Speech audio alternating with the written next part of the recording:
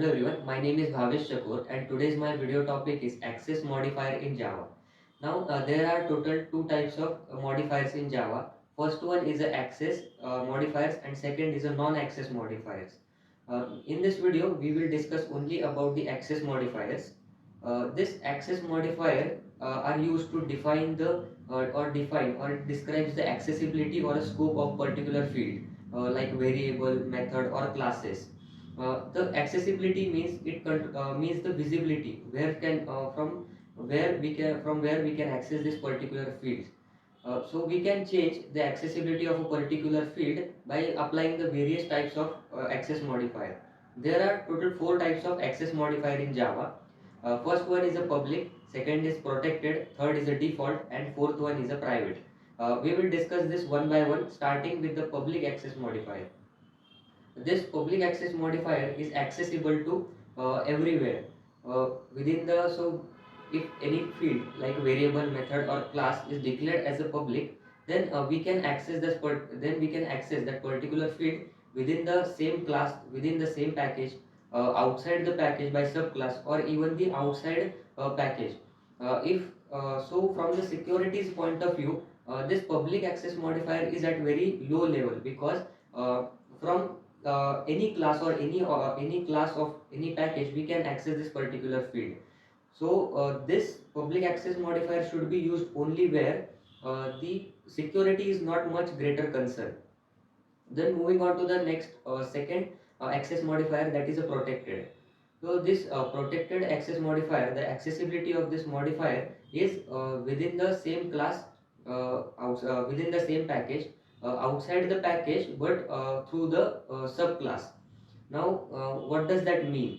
So, let's suppose in particular package we have one class A, inside of which we have declared one method or a variable as a protected. Then outside the package, the different package, there is a class B inside, and this class B is a child class of our class A. In that scenario, in this class B, we can access the protected variable or method because it is a child class. Instead of this, if class B and class A does not have any kind of a relation, then in that scenario, we cannot access these protected modifiers. So from the securities point of view, it is at a mid level. It provides a greater accessibility than the default access modifier. Then the one other important point is the protected modifier cannot be used in front of classes. Then third access modifier is a default access modifier. The accessibility of a default is within the same class, within the same package only. Outside the package, we cannot access the default modifiers, even if they are if they are interlinked with the inheritance. Uh, then to specify the particular field as a default, we don't have to mention any keyword. If we left field as a blank, then it is automatically considered as this is the default access modifier. And from the securities point of view, the default access modifier is at a mid level, and it is much greater than the protected access modifier. Now moving on to the last access modifier, that is a private access modifier.